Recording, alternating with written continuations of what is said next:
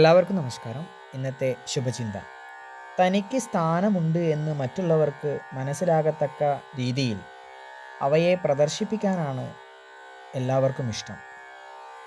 സ്ഥാനപ്പേരുകളും അകമ്പടി സേവകരും വാഹന വ്യൂഹങ്ങളുമെല്ലാം ചേർന്നുള്ള ഒരു പ്രകടനമാകും സ്ഥാനത്തുള്ളവരുടെ എല്ലാ ഇടപാടുകളും.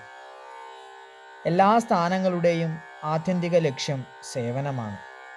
സ്ഥാനത്തിരിക്കുന്നവർ തന്നെ സേവനത്തെക്കുറിച്ച് പ്രസംഗിക്കുകയും അതേ സന്നദ്ധ സേവകർ അടയാളങ്ങളുടെയും വേഷങ്ങളുടെയും ആധികാരികതയിൽ മാത്രം വിശ്വസിക്കുകയും ചെയ്യുമ്പോൾ വാക്കിലും പ്രവൃത്തിയിലും വൈരുദ്ധ്യം ഉണ്ടാവുകയും ചെയ്യുന്നുണ്ട്.